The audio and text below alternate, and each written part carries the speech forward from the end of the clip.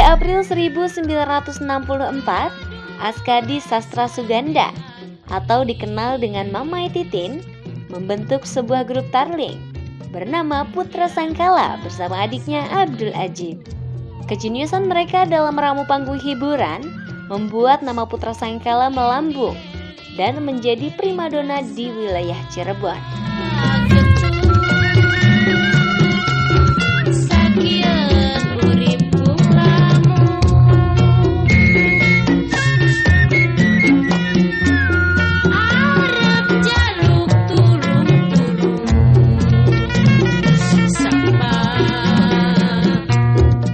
Tarling adalah sebuah genre musik yang berasal dari Jawa Barat, khususnya di daerah Cirebon. Cirebon yang terletak di perbatasan Jawa Tengah, kemudian menciptakan gradasi tradisi antara perpaduan harmonis unsur-unsur musik tradisional Sunda, Jawa, dan juga pengaruh dari musik Melayu, yang kemudian menjelma menjadi musik tarling. Tarling bukan sekadar musik. Tarling juga digunakan sebagai sarana untuk menyampaikan cerita-cerita rakyat melalui lirik-lirik yang dalam dan penuh makna. Secara umum, tarling dikenal dengan irama yang ceria dan menggunakan alat musik tradisional seperti gitar dan alat musik tiup suling. Apa yang membuat tarling menarik adalah karena musik rakyat ini biasanya diiringi dengan tarian, yang membuatnya menjadi pertunjukan yang dinamis dan meriah. Meski kerap dibawakan dengan aransemen musik yang energik, tarling juga punya sisi lain yang lebih melankolis, mengungkapkan perasaan yang lebih dalam seperti cinta, rindu, dan kehidupan sehari-hari masyarakat Cirebon. Sebagai salah satu kota yang kaya akan budaya, Cirebon sendiri memiliki sejarah panjang dalam perkembangan musik tarling. Awalnya, tarling muncul di Cirebon sebagai musik untuk kaum borjuis. Namun, seiring dengan perkembangan kondisi sosial Cirebon, tarling kemudian bisa dinikmati berbagai kalangan dan sering dijumpai pada perayaan atau acara-acara penting. Tarling itu sendiri berasal dari istilah gitar dan suling, dua instrumen yang pokok digunakan di dalam penyajian kesenian tarling itu sendiri. Keberadaan tarling itu sendiri sebetulnya di latar belakangnya bagaimana kesenian tradisi berkembang di Cirebon. Kemudian oleh masyarakat Cirebon, dalam hal ini seniman Cirebon, ada beberapa inovasi yang kemudian dikembangkan. Dan ini berkait dengan nilai-nilai musikalitas yang ada di dalam kesenian tradisi Cirebon, dalam hal ini kesenian gamelan Cirebon. Gamelan Cirebon ini kemudian dijadikan sebagai patokan di mana tarling itu berkembang. Dan ini kemudian menjadi salah satu identitas masyarakat Cirebon termasuk Indramayu, bahwa kesenian ini merupakan ekspresi ungkapan yang digambarkan oleh masyarakat kecil di Cirebon, kemudian menjadi identitas kesenian yang begitu sangat terkenal dari era tahun 40-an sampai dengan tahun 90-an. Ada beberapa tokoh seniman yang mungkin bisa kita kenal, di antaranya Jayana, kemudian Askadi Sastra Suganda, kemudian ada Abdul Ajib, kemudian Sunarto Marta Atmaja, dan beberapa seniman lain yang mungkin menjadi pionir dari pembentukan kesenian tarling itu sendiri. Mungkin bisa digambarkan bahwa rintisan tarling itu mulai diawali tahun 30-an. Ini ada beberapa penuturan dari pelaku-pelaku seniman tarling yang merintis di beberapa tempat, karena tidak saja di Indramayu. Ternyata rintisan kesenian tarling itu juga embrionya ada di Cirebon juga. Di antaranya ada beberapa tokoh yang dikenal di Cirebon, yaitu Pak Barang, seorang Tionghoa yang suka terhadap kesenian Cirebon. Dia pandai bermain suling, pandai bermain musik, kemudian mengeksplorasi kesenian Cirebon yang ada di lingkungannya di sekitar keraton, karena beliau tinggal di seputar keraton Kanoman. Beliau adalah seorang Tionghoa yang kemudian tertarik akan kesenian daerah Cirebon. Ada beberapa tokoh yang lain di samping Pak Bareng, di antaranya adalah Ki Sujana, yang juga sama rintisannya di era sebelum tarling itu lahir. Beliau menjadi seorang rintisan yang betul-betul menguasai tentang musik-musik yang ada di sekitar lingkungannya sendiri. Musik keroncong, kemudian musik gamelan. Ini menjadi dasar bagaimana seorang pengerawit tarling atau seniman tarling mengeksplorasi budaya gamelan ke dalam musik gitar dan suling itu sendiri. Ini merupakan pelopor-pelopor yang sangat penting di dalam pembentukan era tarling di masa-masa awal. Di Indramayu ada beberapa tokoh yang mungkin sangat populer. Sepertinya ini menjadi tokoh yang dikatakan perintis juga di Indramayu, yaitu Jayana. Jayana merupakan satu pionir yang cukup terkenal di Indramayu. Kemudian berkolaborasi dengan beberapa seniman di Cirebon, diantaranya dengan Pak Barang, merintis beberapa grup tarling dari sejak awal. Karena memang tarling ini kalau kita dulu ke belakang, awal-awalnya ini adalah ungkapan ekspresi rakyat kecil yang ingin mengekspresikan kecintaannya terhadap seni musik, gitu ya. Karena mungkin ada keterbatasan dengan alat, ekspresi yang dimilikinya, keterampilan yang dimilikinya, kemudian dia ungkapkan melalui alat-alat sederhana. Nah, di masa-masa awal tahun 30-an inilah barangkali menjadi era awal lahirnya tarling. Era tahun 40-an mulai ada penataan-penataan dari aspek instrumen. Di antaranya menambahkan ada beberapa instrumen yang ditambahkan, yaitu alat-alat yang diadopsi dari gamelan itu sendiri. Kemudian tahun 1953 tepatnya, ada beberapa kalangan yang sangat tertarik kepada tarling, di antaranya salah satu media pemerintah yang kemudian memberi ruang untuk pentas di Radio Republik Indonesia, RRI Cirebon, pada saat itu dipimpin oleh Fajar Madraji namanya. Fajar Madraji ini memiliki peran penting di dalam pengembangan kesenian tarling. Dalam hal ini adalah memediasi supaya tarling ini dikenal secara menyeluruh.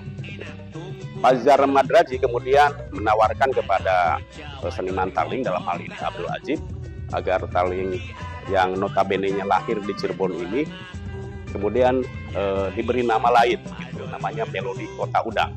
Setelah ditawarkan itu, ternyata melodi Kota Udang ini tidak begitu populer. Akhirnya yang lebih terkenal adalah tarling, gitu. Di era tahun 50-an inilah muncul beberapa grup seperti Endang Dharma, kemudian Putra Sangkala, itu juga ada, kemudian Putri Ayu, dan termasuk Bayangkara ya, grup tarling Bayangkara yang disponsori oleh, dibaliknya itu adalah institusi polisi, begitu ya, Bayangkara itu. Di era itulah mulai ada pengemasan pertunjukan tarling yang tadinya hanya format berupa lagu-lagu tradisional, kemudian lagu-lagu yang bersifat cerita. Kemudian di era Abdul Ajib tahun 50-an ini mulai menata. Di antaranya yang pertama musikalnya, ketalunya, kemudian ada penyajian tari, kemudian yang terakhir adalah pertunjukan drama. Ada teater gitu. Nah, inilah mungkin barangkali format ini yang menjadi daya tarik tarling, klimaksnya tarling, ya, pertunjukan ini menjadi daya tarik dan terkenal kemana-mana. Gitu. Jadi fase-fasenya itu begitu sangat jelas, di mana rintisan tahun 30-an, tahun 40-an itu begitu sangat sederhana. Kemudian tahun 50-an mulai ada pengemasan, mulai ada penambahan instrumen. Di tahun 60-an ini sudah mulai format pertunjukannya lebih ditata lagi dan lebih dimunculkan daya tariknya. Yang akhirnya kemudian memunculkan beberapa artis yang begitu sangat terkenal seperti Abdul Ajib, seorang tokoh tarling yang begitu sangat kuat ketika bermain drama, punya ciri khas tersendiri. Nah, ini sampai era tahun 90-an pertunjukan tarling ini seperti itu formatnya. Sekarang tahun 2000-an ke sini format tarling kemudian berubah. Tidak lagi berpatokan pada gamelan, tetapi berorientasi pada musik dangdut, gitu ya. Maka lahirlah musik tarling dangdut. Nah, Abdul Ajib sendiri menolak istilah ini sebetulnya. Karena apa? Format-format tarling sebetulnya akarnya adalah dari tradisi, gitu. Semestinya patokannya dari tradisi. Tetapi karena sekarang begitu sangat fleksibel perkembangan musik itu, tarling itu larut dalam perkembangan modern, sehingga ada yang disebut tarling organ, tarling dangdut, sehingga sekarang orang lebih mengenal bahwa tarling itu ya identik dengan berbahasa Cirebon, tetapi iramanya irama ya dangdutan sekarang. Padahal dulu akar dari tarling itu sendiri adalah akar dari musik klasik atau musik tradisi gamelan Cirebon itu sendiri. Di era zaman sekarang format tarling sudah sangat jauh berubah. Tidak lagi drama, tidak lagi ada tari-tarian, tetapi hanya berupa penyajian musik dangdut berbahasa Cirebon. Sebagaimana musik daerah pada umumnya, di Cirebon tarling digunakan tidak hanya untuk hiburan, tetapi juga sebagai sarana untuk mendidik masyarakat melalui lirik-lirik yang mengandung pesan moral dan sosial. Dengan berkembangnya zaman, tarling kemudian menjadi semakin populer, bahkan dikenal hingga keluar daerah Cirebon. Di tengah geliat seni tradisi Cirebon, sebuah nama besar telah menorehkan jejaknya selama beberapa dekade. Adalah Putra Sangkala, yang didirikan pada 11 April 1964 oleh Abdul Adjib dan Askadi Sastra Suganda. Nama Putra Sangkala sendiri didapat Askadi setelah berdiskusi dengan ayahnya Haji Nasirin. Nama tersebut berangkat dari kata putra yang berarti anak, dan Sangkala yang diambil dari nama tokoh pewayangan yang memiliki sifat gigih, pekerja keras, dan menghormati waktu. Dengan kata lain, Putra Sangkala adalah anak yang mengerti atau menghormati tentang waktu. Tahun 64 didirikan oleh Mamai Titin dan diketuai oleh Mamai Titin. Karena Mamai Titin sibuk dengan kepala sekolah yang ia emban amanahnya, maka ada seorang yang dikasih wewenang untuk pemimpin karena jasa-jasanya. Dia adalah orang Tionghoa atau orang Cirebon keturunan etnis Tionghoa yang ada di Cilangcang. Itu bernama Bapak Muhammad Tingseng. Jadi Muhammad Tingseng itu karena donatur utama saat itu sering ngasih gamelan, ngasih kendang, ngasih gitar, maka dia dijadikan pimpinan penghormatan. Ya, jadi tahun 70-an itu dari 64 ke 70 Mamai Titin, dari 70 ke 72 nanti Bapak Muhammad Tingseng karena jasa-jasanya. Meski begitu, masa kepemimpinannya justru tak berlangsung lama. Hanya 2 tahun berselang, ia menyerahkan kembali posisi pimpinan pada Askadi. Dan dari Askadi, kemudian diserahkan kepada Abdul Adjib.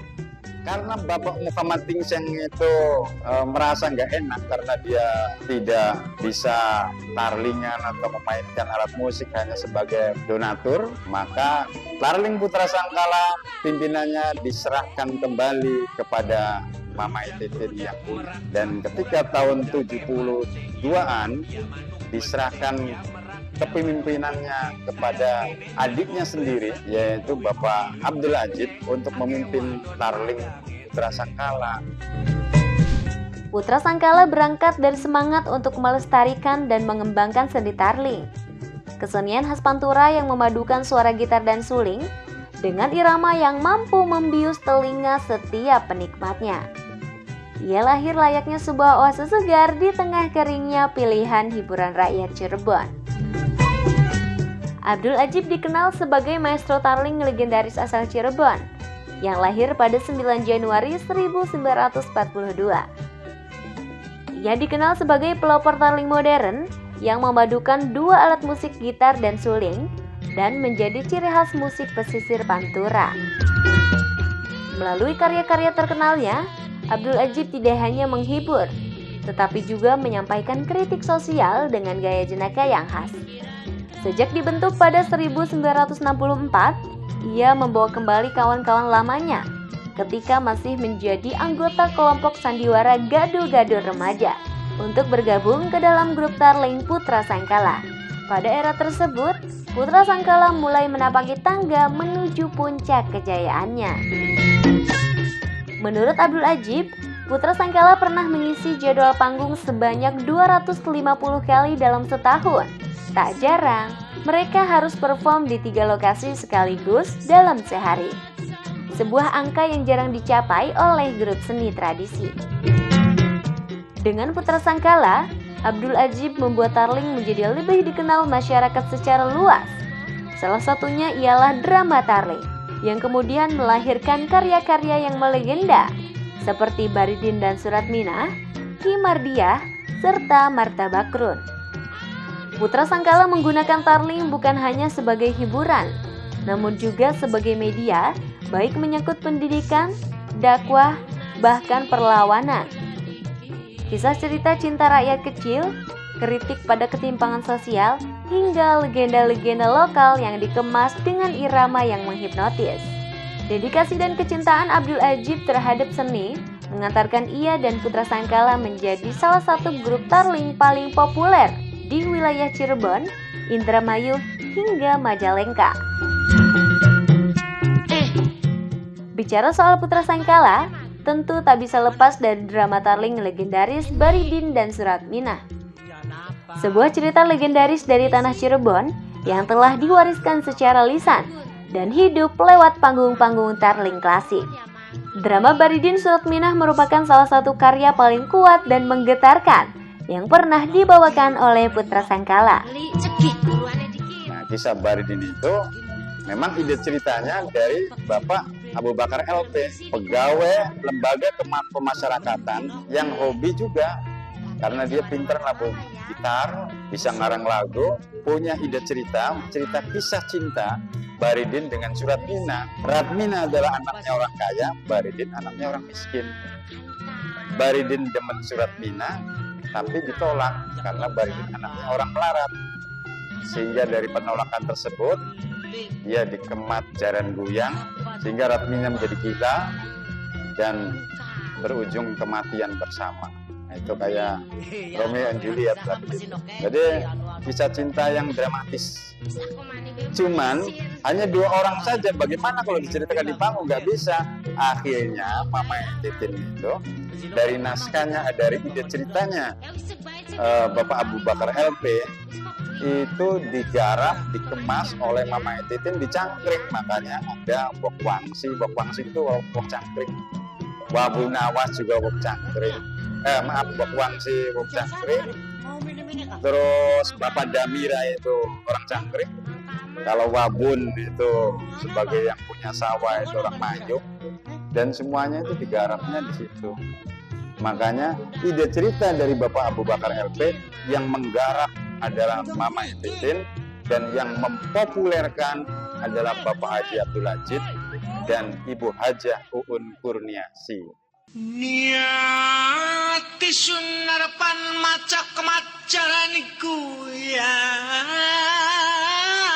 dudu ngemat tangga dudu ngemat wong liwat ning dalan sing tekemat nok Suratminah anak ing bapadam prawana ayu kang gembleng kang demen pirang-pirang yen lagi turu gageng lilir yen wis nglilir gageng jagongan yen wis jagong gageng adega yen wis ngadeg gageng mlayu ambrengenge kaya jarang teka welas teka asih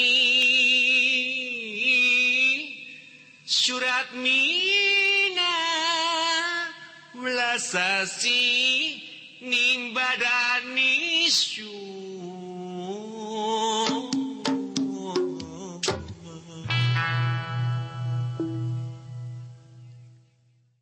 Sebelum Baridin tuh dulu tuh pegat balet, tapi nggak booming sih. Terus gugur cita-cita yang nggak booming.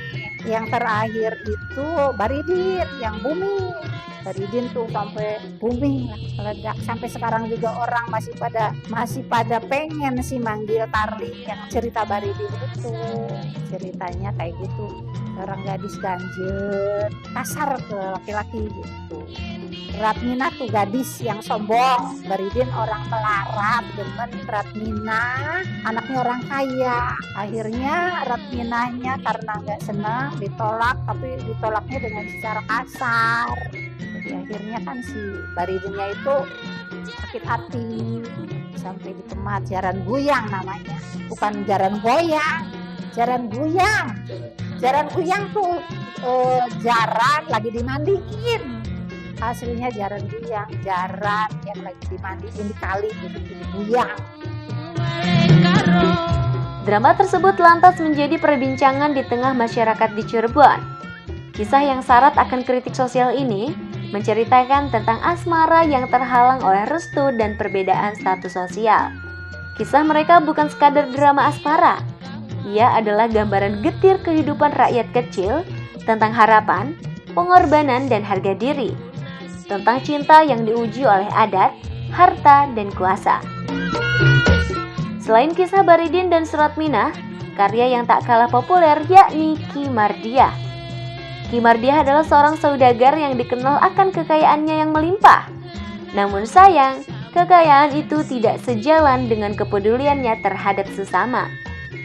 Kekayaan harta yang dimiliki Ki Mardiah lambat laun mengikis rasa kemanusiaannya, tak terkecuali terhadap adik kandungnya sendiri yang hidup dalam kesulitan. Kisah ini menggambarkan potret kehidupan manusia yang terbuai oleh materi, hingga melupakan nilai-nilai kemanusiaan dan kasih sayang terhadap keluarga dan sesama. Ki Mardiah menjadi simbol dari mereka yang terjebak dalam gemerlap dunia, namun miskin dalam nurani. Martha Bakrun. Seperti karya Tarling lainnya, kisah Martha Bakrun merupakan kisah yang juga dekat dengan masyarakat. Martha Bakrun, sebuah kisah sederhana tentang cinta, perjuangan, dan harapan. Di tengah tekanan hidup dan himpitan ekonomi, Martha Bakrun harus menghadapi kenyataan pahit. Ia, seorang suami yang dipaksa bercerai oleh mertuanya lantaran masalah ekonomi. Dengan hati hancur, ia melepas Saripah, istri yang sangat ia cintai. Saripah pun pergi mengikuti orang tuanya untuk transmigrasi ke tanah seberang. Ditinggal cinta sejatinya, Martha Bakrun tak larut dalam kesedihan. Ia bangkit, ia berjuang, dan perlahan ia berhasil memperbaiki hidupnya dan menata kembali masa depan yang dulu sempat retak. Hingga saat waktu mempertemukan mereka kembali, cinta itu masih ada. Saripah pulang, dan dua hati yang sempat terpisah kini bersatu kembali. Martha Bakrun itu jadi ada keluarga, ibu nih sebagai istrinya, terus bapak sebagai suaminya. Karena suaminya ini kerjanya nggak tentu, pengangguran. Nah mertuanya tuh nggak cocok, pengennya udah bubaran aja. Terus akhirnya tinggal Martha Bakrun tuh karena keluarga saya tuh, keluarga istrinya tuh Saripah namanya, diajak sama orang tuanya transmigrasi. Cuman karena suami istri tuh masih pada seneng, akhirnya udah di Sumatera sana, anaknya tuh ngeringik aja pengen pulang. Akhirnya pulang. Terus di sini Martha Bakrunnya udah punya kerjaan, jadi direktur waktu itu tuh. Balik lagi lah Saripah sama Martha Bakrun. Martha Bakrun bukan sekadar kisah cinta. Ini adalah cerita tentang pengorbanan, kesetiaan, dan keyakinan bahwa setiap luka akan menemukan sembuhnya. Kemudian sebuah lagu Tarling karya Abdul Adjib yang melekat sebagai identitas Cirebon, yakni Warung Pojok. Warung Pojok adalah senandung tentang kehidupan rakyat kecil.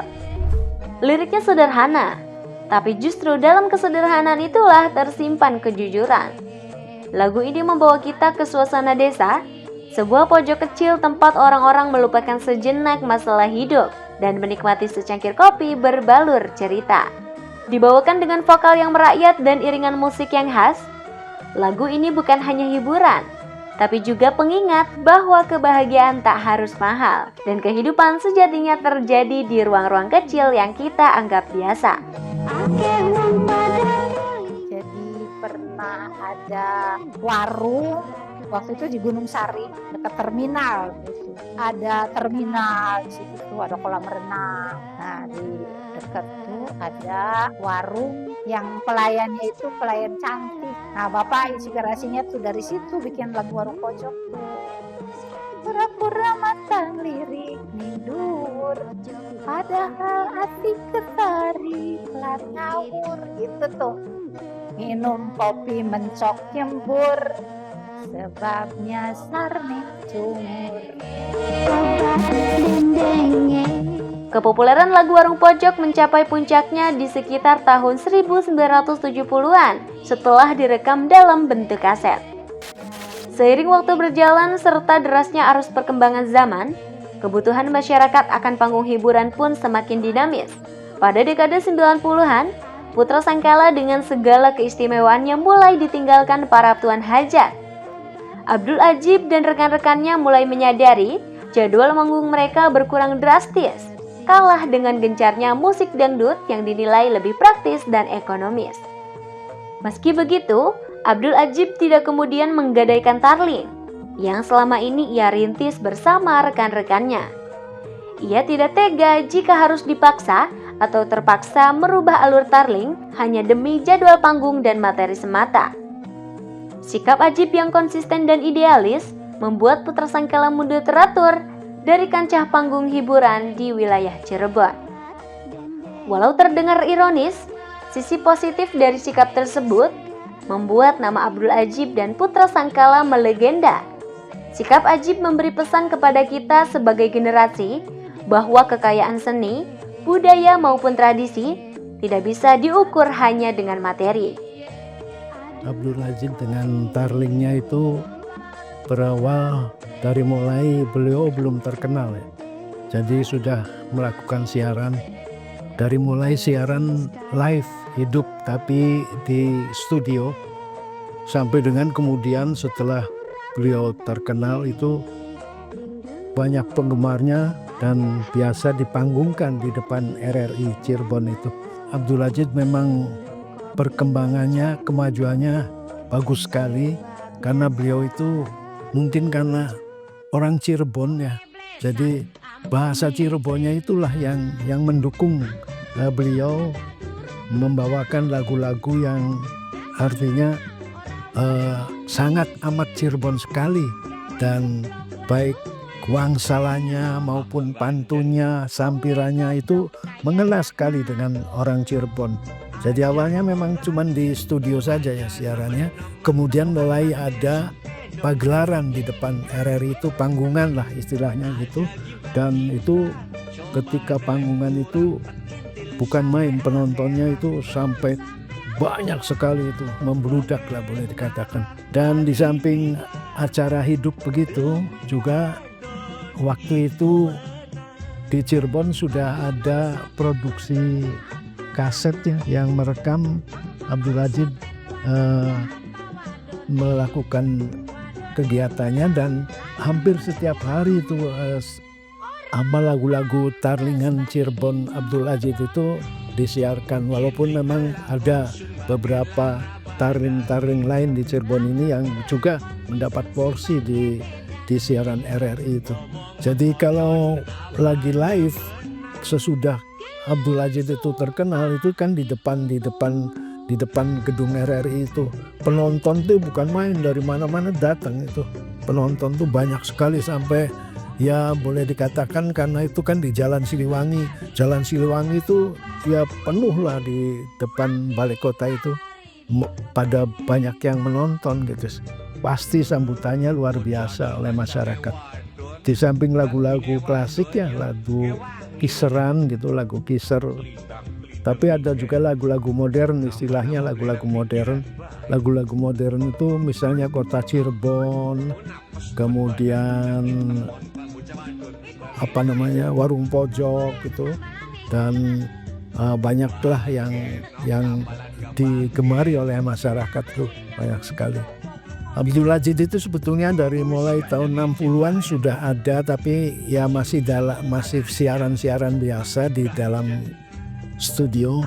Tetapi kemudian ketika mulai akhir tahun 60-an maju ke tahun 70-80 itu sudah mulai dipanggungkan. Jadi siarannya siaran di panggung live di depan gitu. Menjelang akhir tahun 90-an lah itu mungkin mulai meredup tuh, karena banyak sekali mulai bermunculan tarling-tarling yang istilahnya tarling dangdutan gitu.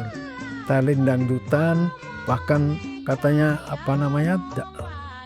tarling koplo gitu, dan itu pengaruhnya besar sekali. PT Kereta Api Indonesia Persero melakukan pemutaran lagu daerah di stasiun kereta api. Salah satunya lagu tarling dengan judul Kota Cirebon, yang berupa instrumen yang dibawakan oleh Dian Sastra, di mana lagu ini pertama kali dipopulerkan oleh Haji Abdul Adjib. Pemutaran lagu daerah ini merupakan kepedulian dari PT Kereta Api untuk mengangkat kembali dan melestarikan kearifan lokal yang ada di daerah. Selain itu, untuk mengenalkan lagu Tarling sebagai kebudayaan Cirebon kepada halayak ramai, khususnya penumpang kereta api dan wisatawan asing yang menggunakan transportasi kereta api. Sekali lagi, Tarling bukan hanya sekedar lantunan musik. Tarling adalah cerminan dari kehidupan masyarakat Cirebon yang kaya akan budaya dan tradisi. Dari yang semula hanya bisa dinikmati keluarga kerajaan, sampai menjadi hiburan rakyat. Dan tentu saja kontribusi tokoh-tokoh seperti Abdul Adjib membuat Tarling terus berkembang dan bertahan sebagai warisan budaya dan bagian sejarah tanah air. Melalui karya-karya tokoh legendaris seperti Abdul Adjib, Tarling tidak hanya bertahan dalam budaya Cirebon, tetapi menjadi bagian sejarah kota udang ini. Dengan keindahan irama dan lirik yang mendalam, Tarling akan selalu menjadi bagian tak terpisahkan dari identitas Cirebon dan terus hidup di hati para pecintanya. Semoga kita bisa terus menjaga eksistensi dan menghargai musik tradisional yang menjadi kebanggaan masyarakat Cirebon.